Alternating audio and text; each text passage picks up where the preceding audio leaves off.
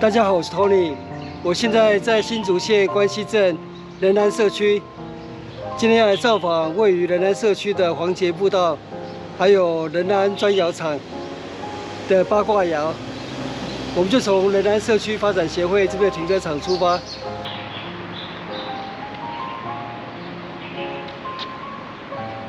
盘龙实木坊，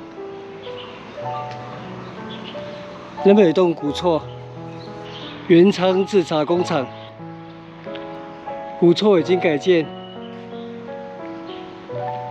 不过门楼仍然保存，非常的典雅。欢迎入内参观。不过现在上午8点多，还没营业。我们继续前行。前面岔路取左行，黄节步道的步道入口就在那边。我们现在在这个岔路口，然后待会就是走黄节步道，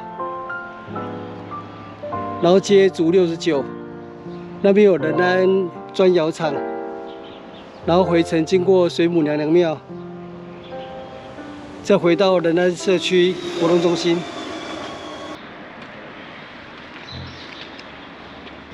前面有石阶步道，我们要从这边上行。一开始就是连续的爬坡陡上，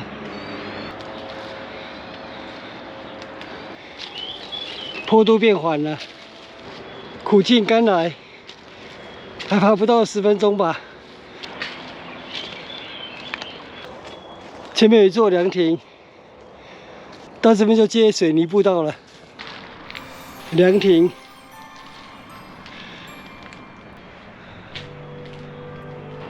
这里有黄杰先生的简介。黄杰是一位专门采药草的商人，经常往来于龙潭、关西之间。如果遇到庄民有人生病，他就用草药救治病人。在求医不易的乡下，他的义举受到大家的感佩。后来黄杰先生过世之后，庄民感谢他的恩泽，就在他经常行走的山路旁建了一个小小的纪念碑，还在水母娘庙雕塑神像，让人祭拜。而他行走过的山路就命名为黄节步道。这边的牌位刻着“黄先生香味，有求必应”，这是乐捐竹庙的名单。昭和11年。我们继续前行，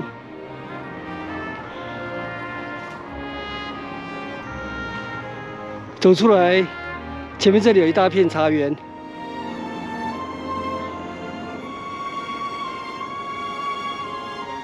这段步道比较没有遮阴，不过现在才上午9点钟，气温18度，所以我们走起来还是非常的舒适宜人。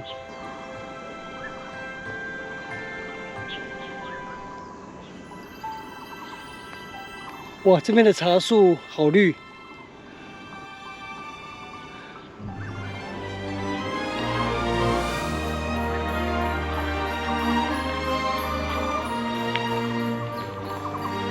前面进入树林了。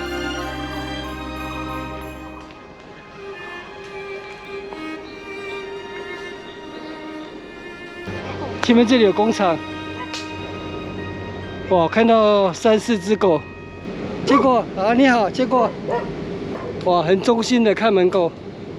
从工厂走出来，前面就是黄节步道的终点，接水母娘道路。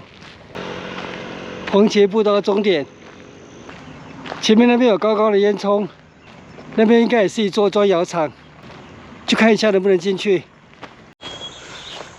Google 地图标示这里也是仁安窑厂。啊，没错。这里是以前的窑厂，不过这边已经完全荒废，这除非要经过整理，不然可能再过几年就会完全被杂草淹没。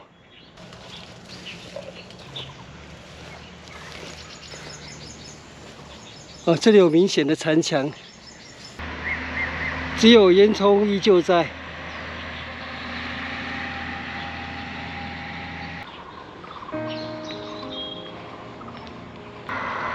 我们走回到黄节步道的路口了，水母娘道路。左前方那边有一根高高的烟囱，这是仁安砖窑厂八卦窑。我抵达仁安砖窑厂八卦窑了。自从上次在湖口大圆山参观过破罗问砖窑厂的八卦窑，很喜欢八卦窑里面的红砖拱壁。这边有入口，进来看一下。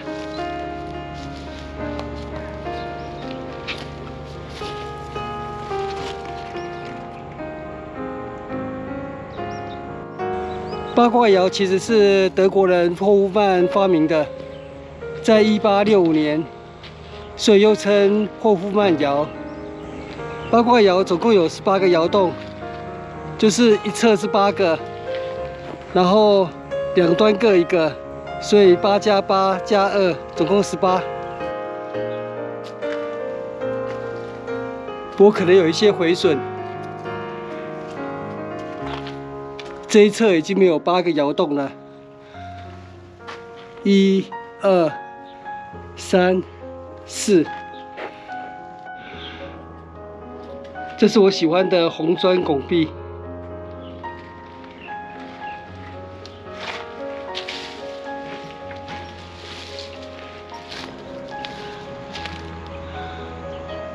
外面的红砖壁都已经被杂草覆盖了。这一侧就只有一个窑洞，所以或许这是一处简单版的八卦窑。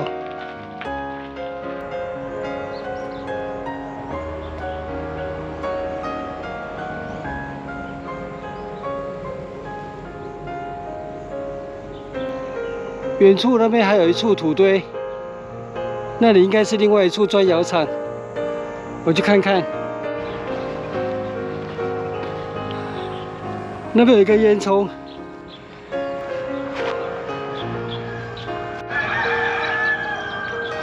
旁边是养鸡场。到了 ，Google 地图标示这里是仁安八卦窑。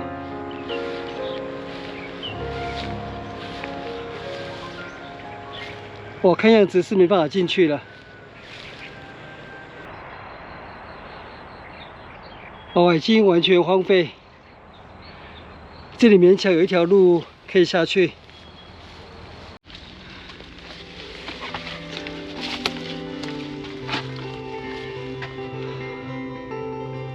哇，两座窑厂规格一样，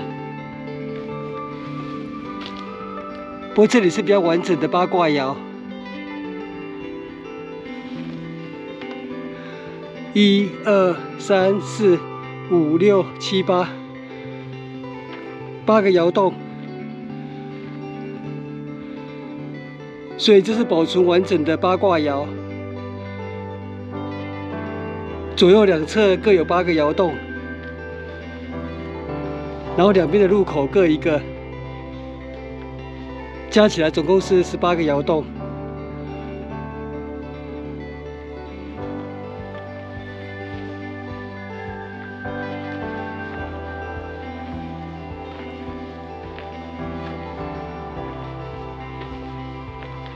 这个八卦窑外观残破，我本来以为老婆是明智的，没有跟进来。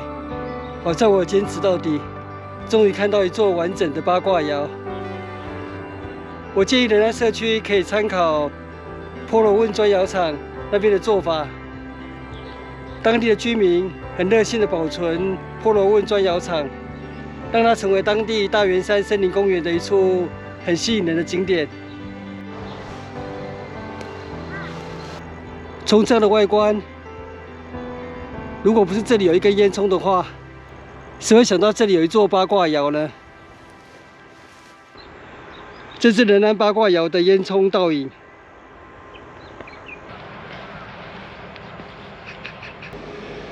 仁安砖窑厂大约位于竹69乡道1公里处，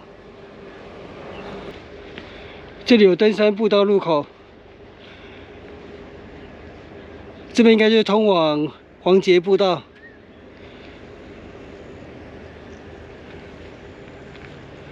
继续前行，我老婆在水母娘庙等我。水母娘娘庙到了。这边有小公园，也有公厕。水母娘娘庙。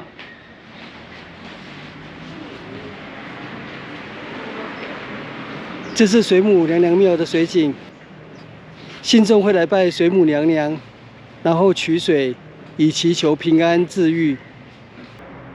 旁侧这里就是黄杰先生的雕像。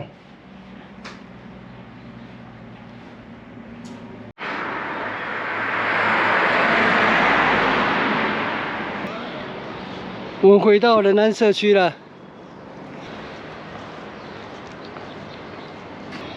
这样环绕一圈，包含参观仁安八卦窑，总共差不多走了4公里，2个小时。盘龙石木坊已经开门了，来参观古厝。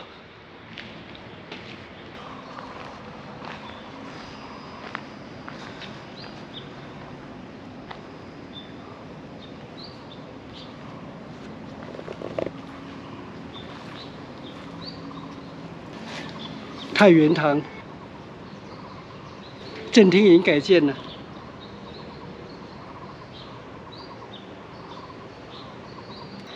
这里有元昌制茶厂提供的简介。仁安里的土质气候非常适合茶叶生长。民国38年，温贞坤兄弟开始筹备制茶企业，最初以数千元购买3马力中古动力机及其他主要制茶机械，设置于住家，直到民国53年正式成立元昌制茶工厂。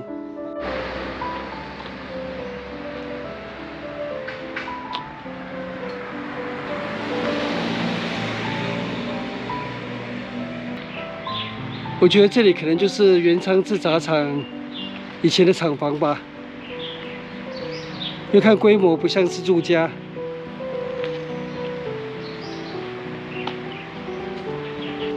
刚问了一下本地人，他说这里以前是茶厂，没错，也是温家的茶厂。我们回到仁安社区发展协会了，那我们今天的黄节步道仁安八卦窑之旅就到这边结束，谢谢收看，我们下次见，拜拜。